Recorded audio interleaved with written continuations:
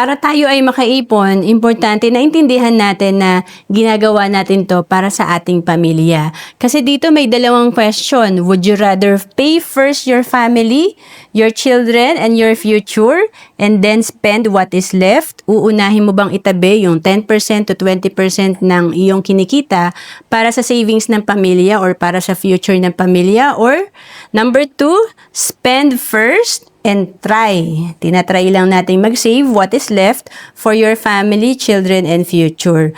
Pag wala tayong ipon, syempre talagang walang natatabi para sa future ng pamilya in case of emergency, para sa pangpaaral ng ating mga anak, at syempre sa mga pangangailangan in the future. Kaya nga dapat, i-delay natin talaga yung gratification para tayo ay makaipon. Importante alam natin yung purpose, bakit tayo mag-iipon, at syempre, gawin natin ito na tuloy-tuloy, magagawa natin ito ng tuloy-tuloy kung may isip natin na para to sa pamilya.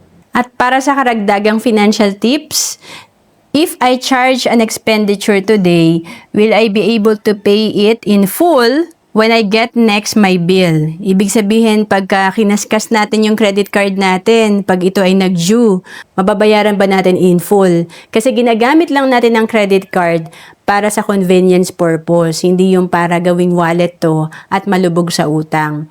And have I saved 10% of my income this month? I-check natin na nakapag-ipon ba tayo. Gawin natin to ng tuloy-tuloy kasi nagko-compound din ang ating ipon. And if yes, rewards are okay if I pay cash. So, importante kung nakakabayad tayo ng credit card natin in full at nakakapag-ipon tayo, pwede na natin isunod yung reward natin sa sarili natin. And sabi nga dito, why people buy expensive cars, branded shirts, shoes, bag, etc. Kasi do they need it or do they just want to impress people? And can you be wealthy by spending all your money to impress people? Kaya nga sabi, ang goal natin is maging mayaman, hindi maging mukhang mayaman lang. Mukhang mayaman ka nga, baon ka naman sa utang. Importante kahit simple ka lang, may peace of mind ka kasi alam mong may savings ka, may investment ka, at talagang merong magagamit in the future. And to know more about savings and investment, message mo lang ako sa Facebook, Roan Celis Capistrano, or email me at roan.capistrano@gmail.com.